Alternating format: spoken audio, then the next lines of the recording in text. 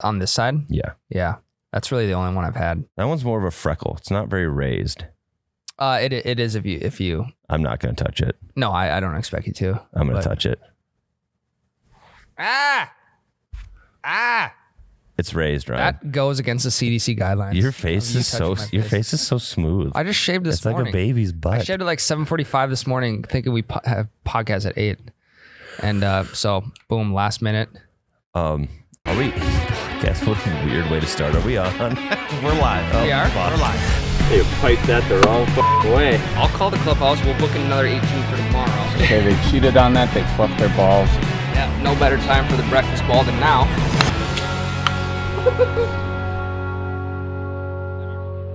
Breakfast ball.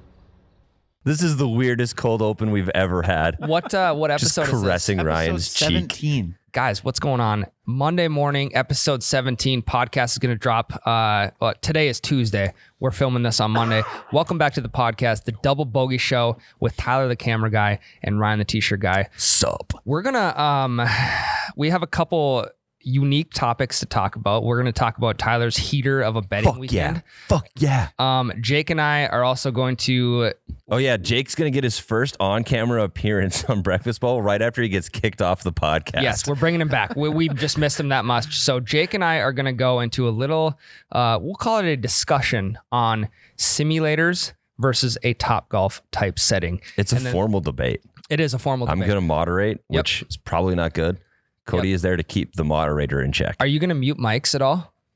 No, because I need your mics to be not muted because I will deduct points for interruptions. Kind of like a pardon the interruption? Yes. Okay. Pardon the interruption style, presidential debate style a little bit, except no muted mics. And then, guys, we're going to close it out with the movie of the month recap. Tin Cup. We watched it last night. That's all I'm going to say. I watched some of it this morning. Did you? I was going to do the same, but... I fell asleep watching it last night. Honestly, and not because the movie was boring, it's because I didn't start watching till 10:30, and I'm an old man. I started watching at 7, and I had to watch it all the way through. Good movie. Save it to the end. Yes. Segment 3.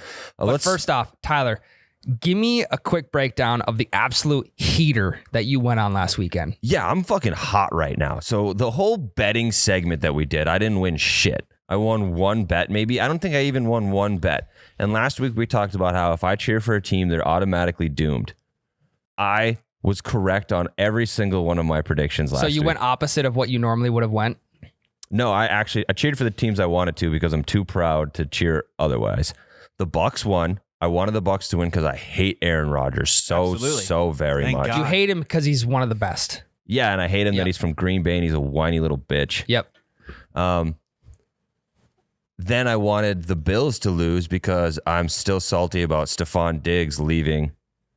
And not because he left, but because he left and was whining about the team and was whining about a whole bunch of stuff. Okay, so let's talk about this real quick. Stephon Diggs was seen out on the field watching the championship trophy presentation for the Chiefs. Now it's like, Stephon Diggs is like he's never been in that situation before, so we want to feel what that felt like. He was in the championship game with the Vikings 3 years ago. Right. Stephon, you've been there before. You know what it feels like to lose. Yeah. So I feel like... And you know what it's like to get your ass kicked in that game. Right. And he got his ass kicked again. Someone did that in college. Someone did that in college football. Was it? Yeah. Guy for... Was it some Ohio guy? Yes, I believe watching the Alabama trophy presentation. Yes. Yep. Is it the one sitting on the sidelines, with his helmet in his hand? The only guy left on the field. Yep. I think that was just a remake of that. Get your name out there a little bit. I get it, and I understand. Like you're just trying to figure out what that feeling is like to win that game. Right. Well, like the thing too is like I wanted to hate Stephon all year long, but he had such a good fucking season. Yeah. He was easily the best receiver in the league this year. Very talented. Yeah. Yes. It was. Josh Allen was a spectacle to watch. Yeah, he was. Yeah, I thought the Bills would put up a bigger fight because their offense is absolutely electric. I think yesterday was just a Miles and Jake disagree with me, but I think yesterday was a statement win for the Chiefs. I agree, Tyler, because the Chiefs essentially were especially the underdog their in that defense situation. Too. It's like everyone wants the Bills to win. Bills Mafia has everyone on their heels. Did you see the clip? Bills Mafia fans flying to the game, checking tables. They had tables coming in on the luggage conveyor belt. Yeah, that's a $50 check table right there. Fuck yeah, I love that. Just to destroy it. Just show up in Kansas City and buy a new table. Did you see that the Dick's Sporting Goods was selling just stacks of folding tables? I don't know in why their they wouldn't, sporting goods section. Why That's wouldn't good they? business. Hilarious. Great business. So yeah, I won. I got the Bucks right. I got the Chiefs right. And then we switched over to the fights that Ryan was so invested in. Oh God, what a stressful night, but an awesome night. I'll end it with that. Great fights. I called the Chandler win and I called the Poirier win. You did. Which is an unbelievable pick by you because no one in their right mind thought Michael Chandler was going to come into the UFC. First fight in the UFC, comes over from Bellator and KOs Dan Hooker He beat immediately. it wasn't even like he got lucky. He's quick. He was just He's powerful. He put a lot of pressure, and that led into a nice little right hand over the top, or maybe it was a left hand over the top. I don't remember, but it was sweet. And Very different body types, though. 4 inches Yes. taller, skinny. Yep. Michael Chandler coming Kickboxer. out there like a freaking gorilla. Kickboxer versus a wrestler. Right. / striker. Yeah. And then Michael Chandler immediately jumps up. That jumps backflip. onto the cage. And I bet Dana White's eyes were like, Please don't hurt yourself. "What the fuck are you doing?" I thought he hurt his ankle when he landed. Yeah, 'Cause he just landed yeah. funny. It was. I've seen shit go bad before that, like that, and it's never a good sign. Yeah. But I think just in that moment, there was nothing that could hurt Michael Chandler. Right. Like he Even was the backflip. untouchable. Yeah. And the only thing I got slightly wrong is I said Poirier was going to win a decision, but I did get him winning. Dude, same thing with, and I won't dive too deep. I could dive into this all day. Israel Adesanya, when he defended the middleweight belt against Paulo Costa, calf kicks, completely takes away the weight you can put on that leg. Dustin Poirier, same exact thing. Conor couldn't get comfortable because his leg was When it mutilated. eliminates all the power in Conor's punches Exactly. too. Conor owned the first 45 seconds of the Yep. fight, and the rest of it was all Poirier. Yep.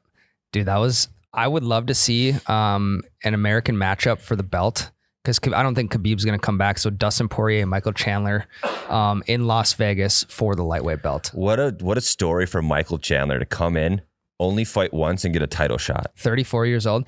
That's why Poirier says he shouldn't get a title shot because he's got to prove himself a little bit more than that. I kind of agree with that. Because Poirier just beat Hooker. Mm-hmm. Michael Chandler beats Hooker, doesn't think he should get that title shot. So give Chandler one more chance. Yes. Would you give Poirier the title, like the interim title? Yes. Okay. I agree with that. Champ. Because he said it pretty well. He's like, if Khabib's not coming back, I'm the best. So I'm the champ. Yep. He's beat Conor. He's beat Gaethje.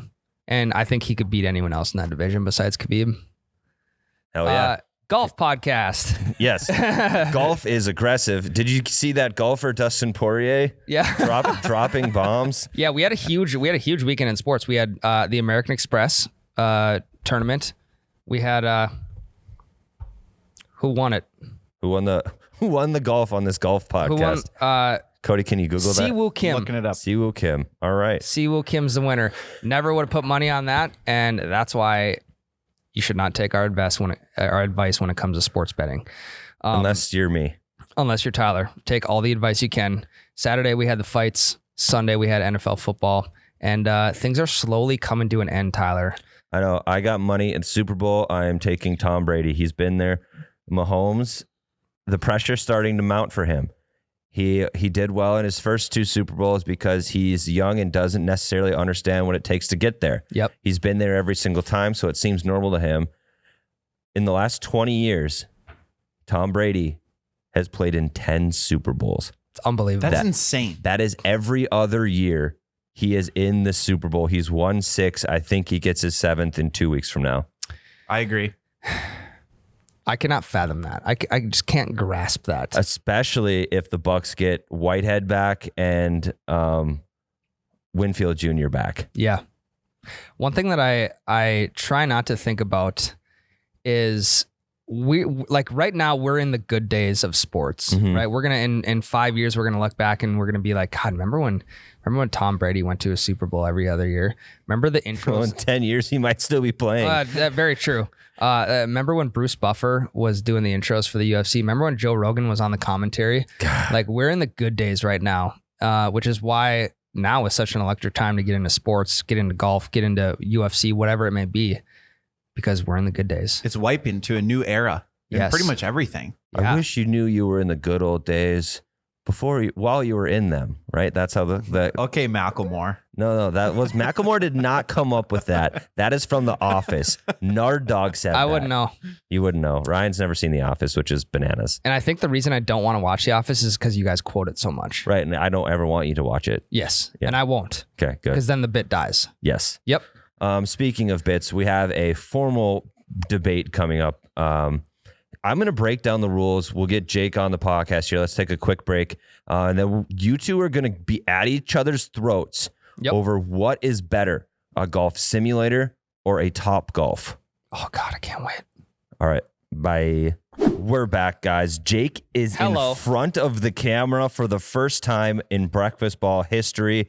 We kicked him off the podcast and then brought him back on. It's a little weird. I'm not going to lie, Tyler. It is strange. Yes. Is this the big reveal? This is Jake's first time. We told him that he'd never be in front of the camera, and then we let him in front of the camera. There are genuinely people who have no clue what I look like until this moment. So, And, They're very disappointed right now. everyone is disappointed. So here's how it's going to work. We've got a big debate coming between you two. Mm-hmm. I'm going to explain the rules. Jake will be debating for the side of simulators and why they are better than Ryan's side, Topgolfs, or anything along those lines. This is not even a debate. I mean, hold your peace. Hold your peace. So the way the debate is going to work is you'll get 3 points each. And after a point is made, the opposite argument will get a rebuttal. Your points are 2 minutes and 30 seconds exactly. Your rebuttals will be 1 minute and 30 seconds exactly. So let's say Jake gets to go first. He delivers his point one. Ryan delivers his rebuttal. Immediately following Ryan's rebuttal, he gets to deliver his point one. What if my rebuttal is my point one? That sucks. Not really, though. well, I mean, no, but then you're just going to be wasting time. So I would spend the full minute 30 on your rebuttal and then work your way into your point one. I won't even need a minute 30. Okay. So just make it clear to me that you are switching from rebuttal to points when you each have your turn. Yep. So Easy enough. at the end of point two and the rebuttal in point two, we will have what I'm going to call the turning point. Ooh. Where I'm going to tell you two who I think is ahead and why I think they're ahead and what the other team needs to do to pull ahead. Fuck. okay. All right. So Ryan, then- get This is prepared to wild. have this talk with Tyler then. Well, Jake's personality type too is a debater. Yes. The Myers-Briggs, whatever test that is, Jake is a debater. that is true. But Miles is also a debater, and I have never stepped down from Miles. So all right, let's go. Some may even say a master debater. that is correct, Cody. That is correct. Okay. All right. So, Cody, I'm going to let you decide who goes first. Oh, gosh. Okay. Hate the new guy. I'll here. let Jake go first. Okay. All right. It's been decided. Thanks, Cody.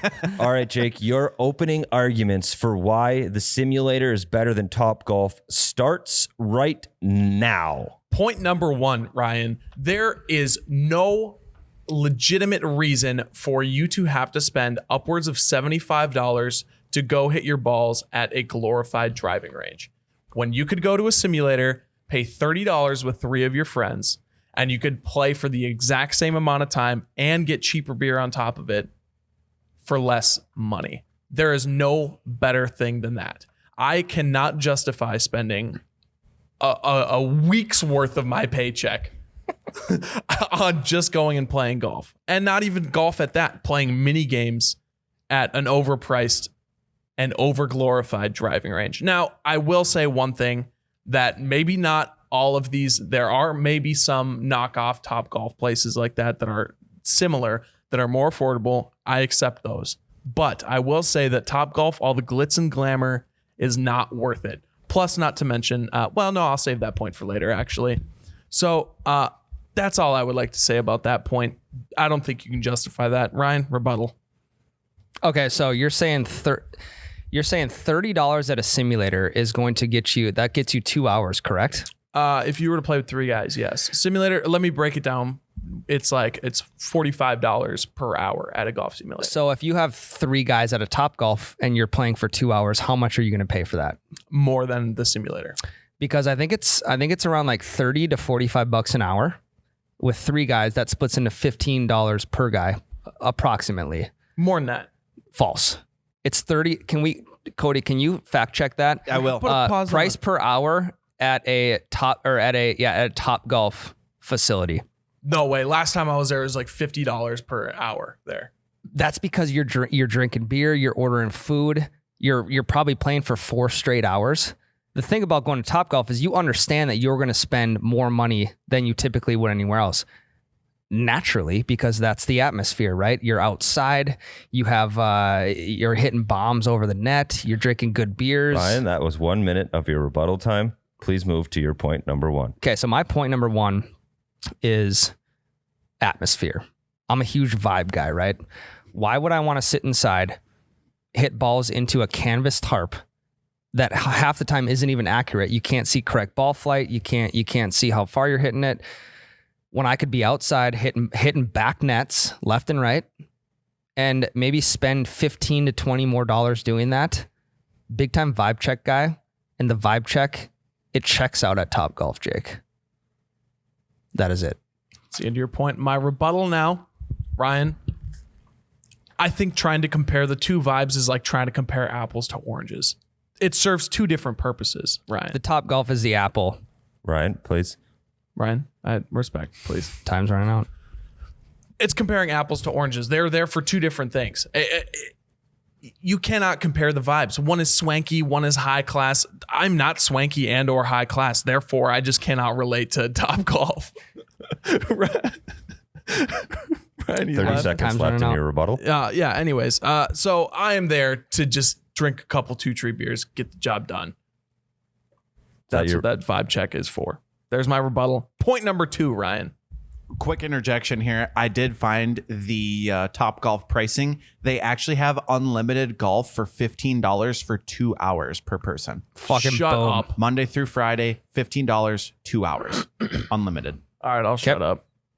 Is it point 2 for me, Tyler? This is Jake's point 2 starts right now. Okay. Oh, all right. Yes. My point number 2 right now. There is, although you can say that there is no better feeling than hitting the back wall at Topgolf, nothing beats going 320 down the pipe in the golf simulator. You hear that ball smack the tarp, and all your friends know that ball is going at least 315 plus. Can't relate.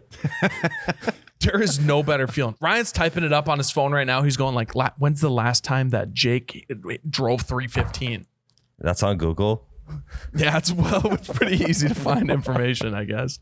There is no better feeling. Yes, you can hit the back wall, but the back wall at Topgolf is like 200 some yards. Since it's a limited flight ball, it doesn't matter. You can hit the top, you can hit the back net. Not to mention, Topgolf, they snazz it up with the lights behind you so that you can see your ball going into the dark night sky. So it looks like you hit the ball an awful lot further than you actually do. That's why like those TikToks do so well of people hitting stingers, is like because the flashlight is on their phone and you can see the white ball just slowly disappear as it moves out of the light. That's the Topgolf effect. They make you feel good for only hitting 260 yards. Whereas at the simulator, you can smack a ball dead center into the tarp and that thing is flying. Rebuttal. Ryan, your rebuttal starts now. When is the last time you've ever hit 315? No, Straight down the dip. No, I did last time I was at the simulator. I had 320. That's completely false. You can ask some of the merch boys. You can ask Jade. I did it. That's completely false. Oh, ask. Second off, why wouldn't Topgolf do that? It gets more people in the door, and it gets more of the average to below average golfers like us to want to come, have a good time, swing some clubs, do all that kind of stuff. So it's catering not to the person who's going to the simulator to try and keep that 5 handicap or that scratch golfer, like really, really catering to those people. It's catering to the average guy, the average gal, anyone who just wants to go hit some bombs, even if it makes you feel a little bit better because you can see the flight of the ball. You can only hit it 270. It doesn't matter. You feel good leaving there. That's it. Perfect. Your point 2 starts right now, Ryan. Multiple bars at Topgolf. Top floor, bottom floor. The bar, you could go to the bar and not even feel like you're at Topgolf. Again, huge vibe check. Big TVs all over the place. You have the TV right next to your bay where you're hitting. You don't have to look around. behind you to say, oh, look at the score of the game. I didn't even realize that 2 quarters had passed and I hadn't seen the TV, because you're so focused on the game. With Topgolf, you can focus on the play and the game at the same time. Big advantage for me. Is that your point too? Concluded. Jake, your rebuttal. Before I knew that this was actually going to be a structured debate, I was going to give Topgolf 2 pros. I was going to give them 2 pros against all the cons that I have against them. Number one, I can watch a Twins game while I'm golfing. Nothing beats that for me. I can watch the Twins beat up on the Tigers. Perfect. And the second one that I was going to give them a pro on was is being able to judge distances with your clubs. If you shoot for the little yellow circle out there, you shoot for the red circle out there, you know, you got 75 yards, got a $125, right? You know, all right, I'm going to 3/4 swing my P wedge here. You know, I'm going to bring out my 8 iron. I'm a full swing. You know, you get the drill. So they'll help you out with that. I'll give you those 2. But there's 1 bar at the simulator. That's the only bar you need. I'm only there for the beers. I don't need 3 different fancy bars. That's not me. So your time is up. Yep. All right, we are at this pivotal moment in the debate, the turning point. Right now, I'm just going to go right away. I'm going to tell you who is ahead, and I'm going to tell you why. Ryan is ahead. Naturally. Ryan is ahead, 1, because your point number 1, Jake, was completely debunked with 1 Google search. Number 2, Yes. your point number 2, you fluffed up the opponent. You gave the opponent too many points. Your point number 2 was that piping a drive into the TARP 320 is satisfying, but then you also explained why piping a drive at Topgolf is satisfying. I said why as well. it's fake. Well, it's all fake. They only fluff it up with the lights and all that But shit. then You're you only hitting it described how satisfying it is with those lights. And 230. Yeah, I Ryan, may have done that. You Yeah. did kind of hype up the other side of it without hyping up. yes, Yeah, you that's should have true. just said that you hit shorter at Topgolf. You should have said it doesn't look sweet. I did kind of give him 2 pros And then- in my rebuttal too. And then your That was the whole rebuttal, was 2 points to Topgolf. And then Ryan's second point about there being multiple bars. Yes, that might be unnecessary, but it is. What do people like? They like unnecessary shit. Correct. Well, in my mind, I'm thinking if there's multiple bars, there's more places for the servers to go that's coming to your bays also. So if they know the top bar is full, they can go get your drink at the bottom bar faster. The downside of the simulator only having 1 bar, you're restricted to those bartenders. And That's all I could think of. and the whole argument with the TVs, you should have rebutted with simulators also have TVs Yeah, right but next only to the tables. but only if you pay for the. Oh, well, yeah, there are Not really, TVs though. in there. But if you do, Well, buy we're looking at the simulator that we go to. Yes. So they could be different across the board, but Yes. Also, if you pay extra, you get one of the big surround view simulators, and you can get a game on one of the big projectors cool. in there. Yep. It is cool, but also I'm not going to I'd be pay the smacking extra. balls into whatever basketball game is on. right into the court. I like that. Shanking it into 3-point line. Okay, so where we stand right now, Jake, you have a tall mountain to climb because I think you lost both points, but that doesn't matter. It doesn't go by rounds. It goes by total points. So you're going to need to knock it out of the fucking park through the lights lit up behind you into the satisfying moment that is Topgolf and take Ryan, the t-shirt guy, out. Your point number 1. Jake starts right now. Number 3, excuse me. Topgolf may claim to be year round, but it is not. Yes, it is. It is outdoors, and you can go to Topgolf when it's 2 degrees outside. No one wants to do that. Those heaters don't do jack shit. Yeah, they do. No, I've been there. Ryan. please. Wrong. Wrong. That's minus 1 point for Ryan. Time's still running. Yes, Ryan, thank you for derailing me for a second. The simulator is climate controlled. It is constantly the same temperature. You know that you can show up there in jeans and a tee, and you can rip drives like no other. All right.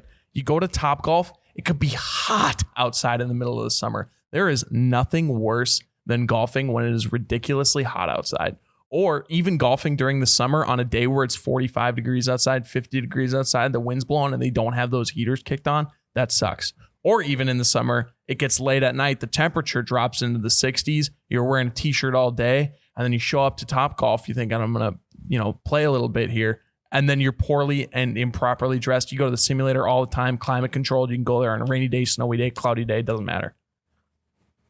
Does that conclude your point number 3? Concludes point number 3, Brian. So basically, Wrong. So basically, what you're saying, you're gonna get deducted a point. Hey, we're back to even now. Basically, what you're saying is you're a fair weather golfer.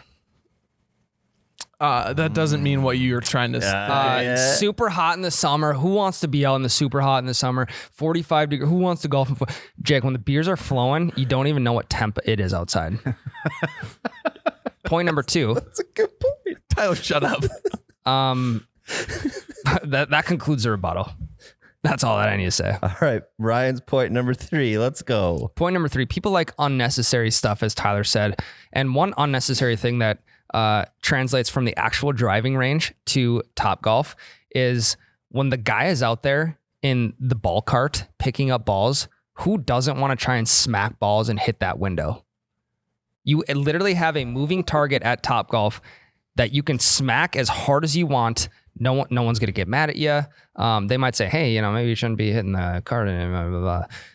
It mimics the actual driving range that you can hit piss missiles at the ball cart and feel satisfied about it. Guys, I think I'm losing this one.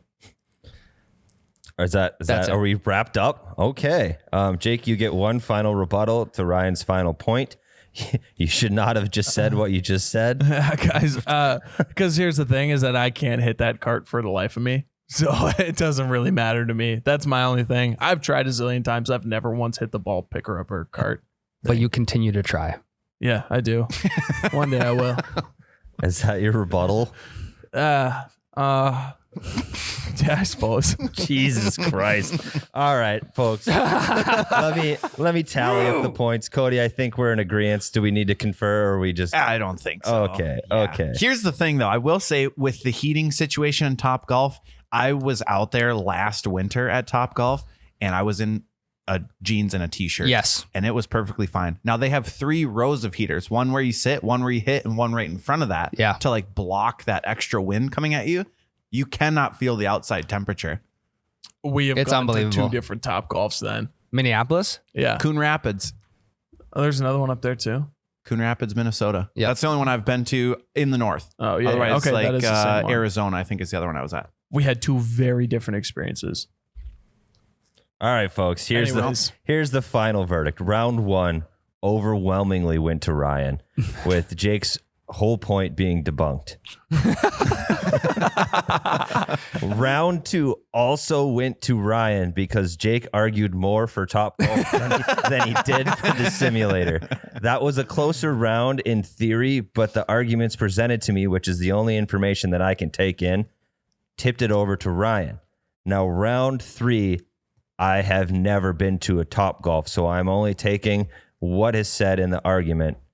And I think round 3 was a wash. I think hitting the cart guy, I mean, is that really a big draw? Oh, yeah. At Topgolf, that is the kind of Because he big only draw. comes out so often. So when he comes out, that's the goal is to hit the ball cart. Yeah, Okay. but he's only ever out there so often. It's not a big draw. You get lucky if you see the guy. It's a cool thing, but it's not like you go there to hit this dude. No, absolutely not. And then I see Jake's argument as well as like, I can't hit that fucking guy. But you're always going to try. All right, I get that. But then also, the climate control may be okay at Topgolf, It is. but it is perfect in a simulator. Correct. You are never getting too hot. You are never getting too cold in a simulator. Topgolf, there is the potential. No, you can adjust them. The heaters have adjustments on the wall, so you can make it as hot or as cold as you want. You can have them off Okay, or all right. all the way on. Cody you can change is it. team Topgolf right now. I love Topgolf, Yeah. but they are adjustable, so you can choose that. So the winner of this debate and champion of the chair is Ryan, the t-shirt guy. Jake, you lost your only ever camera appearance. You're going to have to work really hard to get back in front of the camera, my guy. Yeah, well, There's just no argument against Topgolf when it comes to a simulator, Topgolf, sweet shots, anything like that. You literally cannot compare to being outside, being on the 2nd or 3rd deck and hitting absolute piss missiles. here's my thing too, is I also have not been to a Topgolf this year. So the only thing fresh in my memory right now is being in the simulator. 'Cause Quit we don't have- arguing for Topgolf. No, Stick to your guns. It's over. It's over. It's You over. also don't need to bring your own clubs to Topgolf. And surprisingly, No, that's what I hate. the clubs are not that bad. No, they were terrible. They're so short. you just got to be able to adjust. Jake. I'm also not what? How tall are you, Ryan? 5'9". Yeah, they're probably built for you. That would have deducted you a point. Ryan won despite being deducted a point because Jake did not interrupt you once during your main points. Rebuttals, I'm a little more loose on. There can be some question asking and some interrupting. Yep. But you did interrupt him several times for a 1 point deduction, but you were well ahead. Yep. So I could deal with a 1 point deduction. Unanimous decision went to me. It did. It did. It might have even been a second round KO. I honestly, after Jake's first point, after a 10-second Google search was completely debunked. It was downhill from there. It was. Yeah, it kind of was. You had a big knockdown, then he was saved by the bell. I should have saved that one for my third point. I could have, if I'm wrong on my third point, that's fine. I got 2 other points to back it up. I was wrong from the get-go. That's never a good sign. Jake was right about the prices of the drinks at the simulator, though. At least at the cheaper. simulators here, you get a bucket of beers for what, $20? $15. At For Topgolf, 5 you are pounders. not getting that same price. No. But It is a lot more. You're saving a hell of a lot more money with the golf, though, and that's the Right. reason Topgolf has 2 bars is to try and get as many drinks in your face as possible. Yeah. Yep. Absolutely. That's where they make the 100%. money. All right, great debate. So I think what we need to do, this debate segment, I like it, but it needs some refining. We need to give you guys your sides more than 5 minutes before the podcast. Yeah, probably. So there was only 1 point in all 6 points that went over a minute. And you had 2 minutes and 30 seconds allotted to each of you. The rebuttals ended up being longer than most points. So we'll prepare better for the next debate. We will announce the next debate. But this is a fun test run. So I think that it'll be back, but we'll do it better. We've tried it out. We know what we're doing now. The next debate will be electric, and if I'm involved, I will win. False. Yeah, I'm the Ryan undisputed is champ right you now. You are. Congrats. 1-0. You are the champion of something that we came up with 10 minutes ago. Correct. That's all that matters. Give me that gold belt, baby. All right. So let's take a quick break. We'll be back with our golf movie of the month, Tin Cup. I'm going to let you guys know right now I took way less notes on this one than Caddyshack. And I actually took notes on this one. All right. Made up for that one, Tyler. We're going to get into that one after the break. All right, guys, it's time to talk about Tin Cup. The first ever movie reviewed on the Double Bogey Show that I'm not upset about watching. The first ever movie that I've taken more notes than you have. Yeah, these are all the notes I took. These are the notes I've taken. Pretty Tyler. similar. Yeah, pretty similar. How do we want to start this? Let's just start right off the top. The opening scene was drawn out way too long, 90s style, with just a bunch of static shots and shitty music. Last place to hit golf balls for the next 514 miles or something. 4. They spelled out 4 like golf. Okay. Yep. The first scene where they're all sitting on the deck, gambling about which bug is going to get zapped first, made me think of you in 0.7 seconds. You and your degenerate gambling would fit in with that crew so much. They're gambling over what lessons he's going to teach the chick, what bug is going to get zapped first. There's so much random gambling in Who this. can get the riddle? Yes, first? Yeah. the riddle. What did you think of the riddle? I've heard that one before. Yeah, I heard it, so I knew the answer right away. Yeah. But it's kind of funny. But like when he's trying to qualify for the U.S. Open and they're doing random side bets Yeah. during this actual U.S. Open sanctioned tournament, and he's just looking at people in the crowd like, hey, $40 as I finish under par with my 7. Like, who is gambling with the crowd at these legitimate events? Also, if you haven't seen Tin Cup yet, this is Kevin Costner we're talking about. Yes. This is one of the GOATs. I think Kevin Costner is the best sports movie actor of all time. Yeah. And I honestly think that this wasn't his best role. Him trying to be like overly Texan came off a little canned to me. Like That's fair. I would agree with that. Yep. But other than that, like he's a great sports actor. You can tell that he was an actual athlete Yeah. because his swing wasn't PGA level, but it's a good golf swing. But could you also tell that it was like a stunt double essentially that was from hitting the distance shot. Yeah, from the distance shot. Because you could only see, especially in the scene where he's like bouncing the ball on the club. Yep. It wasn't his face. No, in it, exactly. And it didn't even look like his arm. Yep. And then it would just cut to him like completely different scene. Yeah. So what a lot I did. of follow throughs. Like you see the swing from a really long ways away, and then it's a tight shot of the follow through of Kevin Costner. Yep. What I did find out, Tyler, is Kevin Costner is a 14 handicap in real life. Yep. Okay. Which that's That makes sense. That's his swing looks like a 14 handicap. Yep.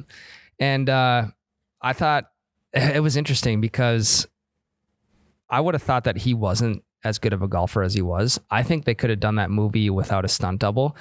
Maybe had to take a couple extra shots. But hey, a couple extra shots. Looking at the ending scene of the movie, which we'll get into in a bit. Fucking 12 shots later. Hang on, hold that point. I want to get back to the beginning when they're placing side bets. Did you realize who was in the background? Phil Mickelson. Yeah, I have that. Is that a young? So that's a young Phil Mickelson. Were all of the people besides Sims and McAvoy actual golfers? I believe so, because in the post credits, it was like there was multiple professional golfers listed as himself. Yes. Okay. Yep. Cody, for one thing we do with all of these movie reviews, if you could do this while we're talking here, can you pull up the IMDb trivia for Tin Cup? Yep. So yeah, back to the beginning of the movie. So I have some notes that I thought were negatives right away, and then I have my positives. Okay. Give me the negatives, Tyler. The first lesson with this chick is ridiculous. It's the worst. It's 15 minutes long. And then he's like, all right, see you later. Pay me. Yeah, she hits one good shot. They didn't cut anything out of it. And so it was too long for a movie, one, that it was 15 minutes, but they didn't time lapse it or anything where you're like, okay, this chick is actually getting what she's paid for. Yeah. He just does a weird poem, hits a couple nice shots himself. And he's like, you suck. So here's one shot. Pay me in cash, please, because the IRS is coming. Yeah. I also thought there's like mini storylines throughout the whole entire movie, right? It's him trying to get the girl, him trying to qualify for the US Open. Sims is a bad guy, but you don't see it yet. Yep. Him trying to pay his ex-girlfriend the $12,000 or whatever. Which is unnecessary. Yeah. There was a lot of these mini storylines. It was like, it just went through it so quick. It was like almost confusing. He jumped from like liking this girl and giving her his first lesson into boom, just dating I her. love you. Yeah, just like there was no substance to it really. Yeah, so I think that this movie it was 2 hours and 15 minutes. And I think if they would have they could cut out the owing the stripper money. Like it's fine if it's ex-girlfriend, but then Romeo likes her. Like keep that. You don't need the money thing. Yep. You need a more gradual progression of him falling in love with this girl, and you cut it down to about an hour 45, and I think we have a better movie. I agree. 100%. But I agree. That was actually probably one of my least favorite movies I've ever watched. Are you serious? I'm serious. Really? I did not like it. Have you seen Caddyshack, Cody? I have seen Caddyshack. And you thought it was worse than Caddyshack? I thought it was worse. Oh my gosh. Wow. This is I'm taking looking a at huge it turn. from the standpoint of Kevin Costner is a sociopath. Like he is in the movie. Insane. Yeah, in the movie. Yeah. His character, Roy McAvoy, is a sociopath. Oh, yeah. He deliberately sabotages this perfectly good relationship. She was head over heels for Sims. But Sims is a loser. Yeah. Yeah, but at the he's a same time, scumbag. like she did genuinely like him, and for good reason. And she's a good gal. Like But that then- was perfectly fine. But everything he said about Sims ended up being true when she caught him being an absolute dickhead that to is that true. kid. But that was before she realized that, at the same time, he literally just sabotages this perfectly good relationship up to that point. Like she would have eventually found that out and then he could have had a shot. Yeah. But he literally sabotaged what she thought was the perfect relationship just so that this guy living out of a Winnebago could have a shot with this chick. That to me was like, this is weird. Tyler, Like, what's this your is take on that? creepy. No, I was going to end this segment again with, how we did, is Danny Noonan a scumbag? Yeah. I wanted to end it with, is McAvoy a scumbag? Is McAvoy a sociopath? Yeah, so we'll end it with that. We'll circle back to this. Let's just get through all the notes and then we'll debate. Can I also say one thing, that this movie had like Happy Gilmore vibes? It did. Like- It didn't know if it wanted to be greatest game ever played or if it wanted to be Happy Gilmore. Yeah. And it found a weird middle ground. Yeah, which I enjoyed that aspect of it. Yeah, I did too. I thought it was a way better movie than Caddyshack.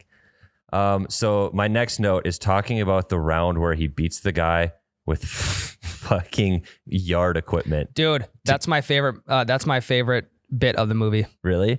He has to pawn off his clubs. Mhm. He needs money, and then he gets like a hoe, like a garden hoe, a shovel, And a rake. and a rake, Oh, and he had a baseball bat too and a for his baseball driver. bat. Yep. Yep. Talk about grit. Talk about how bad the guy that lost that bet had to feel at the end of this. I know, dude. And then they went right to the pawn shop. They got the clubs, and did they proceed to break all the clubs after they got them back from the pawn shop? Or Yes. that clip in the movie gave me the highest anxiety ever. When are you going to stop breaking clubs? Like that was a brand new set of clubs. He just bought that set of clubs and he starts breaking them. Oh, it was his old set that he had pawned off. So he bought, And he went back and bought 'em. Okay. Yep. Either way, I have emotional connection to my clubs. My clubs are dog shit, but I don't ever want new ones because I'm attached to them. He's on an ego trip. He's a sociopath. Yes. Cody, we will get to sociopath Roy. Okay. The 90s vibes in this movie are through the roof, which makes sense because it is a 90s movie, but it's such a fucking 90s. The soundtrack Oh God. is unbelievable. There's a song like I wrote it. It's called The Double Bogey Blues. Yes, dude. Yes. I'm like, we need that for the Yes. intro of the show. Right. I wonder if that was. Do you have IMDb trivia pulled up? Yes, I do. Does it say anything about that? I bet that song was written for the movie. I'm not seeing anything in it so far here. Okay. That's either a way, great just- intro to our show, the Double Bogey Show. Yeah. I mean, they're gonna run into some copyright issues, I think. Naturally. But I thought that was a really good one. Down with her car after the shrink call. I have no clue. There's nothing what about this note is. the Double Bogey Blues. So here's a question I have about this movie. Why the fuck is Dave Sims, a legitimate PGA Tour champion, hanging out in this bumfuck town in West Texas all the time? Like, he doesn't care that much about Roy McAvoy. Right. That he's just spending time in this shitty little town. Also, if he is a PGA Tour champ, Why is he not giving the lessons himself? and why does he need Roy McAvoy's help in winning his charity golf tournament? That's all I could not figure that out. So it was he so explains strange. that because it's his hometown golf tournament that he puts on, and nobody knows that course better than Roy. Gotcha. So he needed Roy to caddy for him. Okay. Because Roy, like he said, that Roy knows every single break. He knows every cuttable spot. He knows every slight turn on the greens. Yep. So like that's why he wanted McAvoy It to caddy. seemed like a lazy dynamic, though. Like Right. that was their cop out way of getting these two connected. yeah, but well, it was like they that's I don't played know, in felt college weird. together. Yeah, right. But like, why so I get it. You show up to get him to caddy for you in this little town, but after the caddy relationship breaks up, why does he keep going back? That's a great question. He's spending so much time in this town in the middle of nowhere because we know that it's the only golf for 521 miles. Yeah. Yeah. Weird. Anyway, that's strange. No way in fuck is Roy McAvoy hitting his 230 yards. No. Nope, not a chance. 237 on the dot. That was his thing. 227. Or 227. 227 Yes. on Yep. the dot. I loved Sims in that bet though, hitting Yeah. it down the road. I thought that was great. But the ending scene of this movie where he's trying to hit 260 with his 3-wood. How in God's name is he hitting 227 with his 7-iron, Yeah. but not hitting 260 with his 3-wood? For the amount of clubs that are in between the 7 and the 3-wood, it just doesn't add up. Right. Like if you break it down with clubs that people don't really use these days, like he's using a 2 and a 3-iron. Yep. But if you got the 6, the 5, the 4, the 3, and the 2 before this 3-wood. It's just like a 5-yard jump with each club, but the 7 hits 227. That's ridiculous to me. But I did love Sims hitting it down the road. I didn't know why he was so confident right away. Me either. I was like, what? I know Sims can't hit it that far. So what's he going to do? And then I think they did a quick scene of like the road. And I'm like, oh, okay, he's going to hit it there. And everyone's like, why is he lining up that way? What's he doing? I get it now. He just smashed it down the road. And I loved his line where like the guy's like, did he just hit it down the road? And Sim just looks at him, drops the clubs like, it's still going. Yes. Mic Talk drop. about a weird social dynamic though. Like I feel like nowadays, if you make a bet with someone and they did that, you wouldn't win. Yeah. Like that's not how you do it. I mean, those degenerate gamblers though would have pulled that same move, so they got to respect the legality of that bet. Yes, I just thought it was strange that they let it fly. Yeah. I feel like they would have made more noise about that. Speaking of bets they shouldn't have let fly, homies teeing off in a PGA clubhouse, Pelican on a post. Right. Yes, and he smokes it. Did Peter have something to say about this? I don't know. I mean, he didn't hit the Pelican, True. but he did take it out of its natural nesting Yes, ground. he But he hits out of a restaurant. He has to hit the perfect stinger, avoid 50 people. Towards everybody. Yes, and they're just ducking, and the asshole announcers The announcing commentator. into the beer thing, like, like the pop, the deal. pop dispenser. Yep. Yeah. I thought that bet was like just the right amount of ridiculous to be funny. My last note is when Romeo quits being his caddy, the other caddy, the fat dude, is a vibe and a half. That's the type of guy I want to golf with. I had to caddy for Ryan for a video, and I 1000% understand where that man was coming at. He's like, I don't know what to tell you. I don't want to carry this bag. I'm dying. Please take it. And then Roy had to carry the bag for like the last 3 holes. He was telling Romeo. Yeah, he carried it for the last 4 holes, and he still qualified for the U.S. Open. Yeah. Unbelievable. Tyler, one of my favorite lines of this movie, and this is why I love golf so much, right? When they're in the Winnebago, they're having a good time, you know. He says, golf and sex are the 2 things in life you can be bad at and still enjoy. Yeah, that was a great line. I thought you were going to go the serious route and say that like perfection is unattainable. No. But no, that was a great line. I should have written a note about that, but that is a phenomenal line. Let's move into IMDb trivia. Cody, what do you have for us? When filming at the, Tubac Golf Resort in the Arizona desert, the script called for a water hazard. Since there were none on the course, the filmmakers built one and named it Tin Cup Lake. No shit. That's They cool. made the water hazard. That's sweet. Yeah. Many of the golf shots by Kevin Costner's character were actual shots by Costner himself. No shit. Yep. So we're wrong. Yep. Wrong. Yep. Let's see here. Cheech Marin disliked golf until he joined this film, later having become an avid player of the game. Who is Cheech Marin? The Romeo. caddy. That was Romeo. okay. He's from Yep. Cheech and Chong. Oh, Yeah. shit. I saw Cheech right away. I'm like, what? Where's Cheech gonna? And I just completely forgot about it. Mhm. Okay. Roy McAvoy's final overall score in the U.S. Open was a 1 under par 287. His 4-round scores were 83, 62, 64, 78. Jesus. How about that last scene where he shoots that the ending of the movie? a 12 and everyone just loses their minds? Like Because that he's- is not good. Because like in theory, if that wasn't his 6th try on a drop, that would have been an albatross. So everyone is super pumped about that. Because that would have been a 2 on a par 5. Yeah. But since he had so many water hazards, obviously it's a 12. But like just the fact that he made what would have been an albatross shot set the crowd through the roof. Two spots of high anxiety for me: breaking the clubs and him continuing to hit balls Oh until my his last God. one. I'm like, what? This is not how I expected the movie to end. It was a complete curveball for me. Right. Like the whole thing is like he's going through this huge emotional growth, Yeah.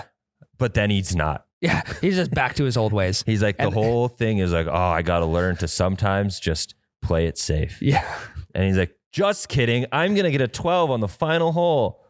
I'm gonna lose the U.S. Open. I'm gonna get the girl. Like, and then everything works out in his favor. Right. And the girl is all about like telling him like, you need to grow emotionally. You're a boy trapped in a man's body. And then at the end of it, she's like, I love that you're a boy trapped in a man's body. Yeah. What the heck? Yeah. I don't know. So I want to do something from now on with movies. Like, I want to know who is your favorite character or who is your favorite supporting character? Because 9 times out of 10, our favorite character is going to be the main character. Yep. Who is your favorite supporting character? Mine is a no-brainer. I know where you're going. Romeo. Boom. I was Romeo gonna say was the the same man. thing. He was the perfect amount of comedic relief. He was level-headed enough to counteract the schizophrenia that was Roy McAvoy. And Sociopath. yes. We're going to Cody's conclude waiting it for with this. sociopath Roy. But yeah, what about you? I would have to agree. I like him, but I also like the announcer, the CBS announcer that was in the bar. Oh, what about his shot off the pisser? And the pisser. Yeah. The pisser shot. Yep. Like that guy. Because that was the same announcer. Yep. The guy in the bar was also, he was doing side bets with the announcer during a broadcast. I think that's probably very illegal to do it's in gotta the be. broadcasting world. But again, Tin Cup didn't matter. Cody, same thing. Romeo, by far my favorite character. number one supporting cast. Yes. Big theme in our golf movies that we've been reviewing. Lots of betting. Caddyshack. Yeah. Betting's illegal, but we're gonna bet. Lots of betting. Tin Cup. Happy- Betting is not illegal, and we're degenerates about it. Happy Literally Gilmore. everyone. Betting is grandma's house. Yes. So much betting in golf. There is everyone in the whole main storyline places a bet or is involved with the bet at some point. Even Molly Griswold bets Sims for the Pelican. Yes. So like, what is this? Like, I know that's relevant to the golf world, but that was like too much. Also, what a weird way to break up with someone. No kidding. Yeah. He gave her the money. He said something to her, and then that was it. She was with McAvoy after that. That's how you show your love is by betting on someone. Yeah. You can have the girl. Easy way to break up. Just place a bet against your significant other, and it's done. Yeah. Weird move. Let's go to, I don't even think this needs to be a debate because I think we all agree that Roy McAvoy is a sociopath, but he's an entertaining one. Yes. So agreed. instead of like with Danny Noonan where we did, is he a scumbag? Let's just do why Roy is a sociopath. One, he is an absolute degenerate gambler, alcoholic. Yep. You never once in that entire movie see him drink anything that's not alcoholic. Yeah. He doesn't have a sip of water. He doesn't have a Gatorade. Yeah. He doesn't have a lemonade. He is constantly drinking for 2 hours and 15 minutes. The whole Winnebago thing of like, she takes a donut from him, right? Mm-hmm. She takes the donut and then she's like, I don't want this anymore. So he holds up a blender pitcher and she puts it in there. I'm like, is that the garbage? What is going on? And he throws his garbage out the window. Into the pool. Into the spa. The spa, yes. Tyler. Did you catch the dynamic of how he got the Winnebago? He No. won that From the same guy. from the same guy. The shovel guy. Yeah. No shit. Yes. Yeah. He said they'll forget about the Winnebago that I won from you last time. If you win this car from me. yeah. Oh. So the only reason he has a home is because he won 'Cause it he's a in gambler. golf. He wagered it. Yeah. Yes. That is insane. I did Weird. not know that. It was a weird dynamic. And now with them washing the cups in the spa. Yeah. In that stagnant pool of water. In the hot West Texas sun. Is there anything IMDb related that says this is an actual driving range you can go to? No. That driving range looks like a pile of absolute hot Looks garbage. kind of Well, cool though. They're out- sunbathing on top of it. Outside of 250, it's desert. Yeah. Another reason he's a sociopath, Cody, you can go in on this one. The whole relationship thing. Yeah. He did go in there and snipe that relationship. I do think that Sims was a piece of shit. Yeah, absolutely. But at the beginning of the movie, he seems like a perfectly normal, like well put together guy. He's level-headed. And she also thinks that. So for him to sabotage this and only him knowing that and her being happy, to me that's weird. But she was gonna find out eventually, I think. She was, but I think so. He saved her from a lot of distress by sniping her away. Or Yeah. did he cause it? He did cause a lot of distress in that. He You could might have. see how distraught she was. She even called her mentor to say, "Hey, what is going on now?" It happened. Yeah. A patient's in love with me. Yeah, right. This is weird. It was just weird. He's on an ego trip the entire movie. Doesn't know when to quit. Even a couple times it paid off, but ultimately that was kind of his downfall throughout his whole life. Like that's the reoccurring theme. Yeah, Has a heavily addicted to everything personality. yeah. You're right. Yeah. He's addicted to booze. He's Everything. addicted to gambling, and he's addicted to proving himself in weird ways. Yeah. So like the whole thing where Romeo's telling the story about how he lost to qualify for the tour because he hit that same shot 50 times. The whole movie was set up to have him grow out of that phase. I know. And then he never did. And then he ends the movie doing the same fucking thing. Yeah. He doesn't grow as a person. He just gained this beautiful woman. Yeah. And now he's considered a good golfer. Well, he did set the single round record. He beat Jack Nicklaus. So But still, like he didn't really grow. Like we already knew he was a good golfer and he knew he was a good golfer. oh yeah, Nothing he let really everybody changed. know. The dynamic stayed the exact same. Like that to me was weird. There's no personal gain there. Yeah, he's got big anti-hero vibes. Like he's a piece of Right. shit that you want to see do well. Yeah. I think you could set up that exact same movie plot but spin it to be him as a really bad person, just with the change in the track selection, just in the music change. And it could Probably. be set up as a terrible movie. Like he's a really bad guy. Just that music was it was a trip. The music was a trip. That might have been my favorite part of the movie because I felt like I was 9 years old again. Yeah. I think I can take a lot away from him getting the yips. Yeah, the shanks. Yeah, I literally 2 weekends ago I had the same thing. I could not hit a shot straight for the life of me. Was your wife on your mind? No, she wasn't at all. Maybe she should have been, so you weren't thinking about your swing. Exactly. Hat goes backwards, tee goes up, and I need to do something different. And I thought that was very relatable because I think a lot of people. Yes. Also, super philosophical move by Romeo to be like, all right, move all this weird shit around. He's like, now you're not thinking about golf. You're thinking about how stupid you look. Yeah, And he all of a sudden is hitting bombs again. Yeah. maybe that's what we need to do. Look like dipshits. Yeah. Okay, so side note, imagine being the day before the US Open. All of the professional golfers in this tournament are sitting at the driving range with you. And he's not just shanking the ball a little bit to the right. He is hitting it perpendicular from his body down the line. Hitting people. Hitting a guy Yeah. down the right. Yeah. He hit one of the dude that the guy wanted the autograph from. Yeah, Yep. right. And then rather than playing it off, he literally just yells, "Who hit that?" That was funny. I thought that was funny. What the heck? Yeah, that was really good. I was like, I've done that before. Where like I hit a shit shot. Like, what the? Look around. Yeah. Like, where did that come from? Yep. No, all in all, I enjoyed the movie. It was lighthearted, with some very fucked up undertones. But it was. I enjoyed my time. I liked it. I probably won't ever rewatch it, Same. but I'm happy I watched it one time. And I'll be honest, Tyler, I had never heard of Tin Cup before we started talking that we were going to watch it for the podcast, I have high hopes for our next movie. which is going to, you haven't told me what it's going to be. It is. It's just because I am a big fan of this actor. We have confused Tin Cup with it many times. We will do The Legend of Bagger Vance, And that's Will Smith. Will Smith, Shia LaBeouf. and Shia LaBeouf. That was excited for that was the play next on Amazon Prime for me. Yep, me too. That's going to be a good one. Let's rank the movie and then we'll wrap this baby up. I want to hear what Cody is going to give this. We're going to IMDb it. I want a number through 10 that you would rank this movie because I know what IMDb ranked it. I remembered it. What? I'm gonna Sorry. say a 1 out of 10. Holy shit, Are you dude. fucking All right, we kidding me, got to dude? go into this. Why do you hate it so much? I think Besides Roy is a home wrecker. I paid $4.38 too much to watch this on Amazon Prime, and that was what it cost. One out of 10. I was cringing the entire time. I just think it was poor acting. I think they picked the right actors. I think it was the best it could have been, but in my opinion, weird dynamic there. Like there's a lot of social issues going on. So were you just uncomfortable? Or what? Uncomfortable the entire time. From the start of where Molly Griswold was introduced, it was obvious that this was going to be an awkward movie because he was just making passes at her the entire time. Yeah. Yeah. It was weird. He did give off Predator vibes, especially on the river scene. Yeah, When well, he starts yeah. kissing her hand. Yeah. And his buddies are like watching from the window and he's like trying to make pass, like grabbing her hips. Like it was weird. They were unwanted advances and it made me uncomfortable.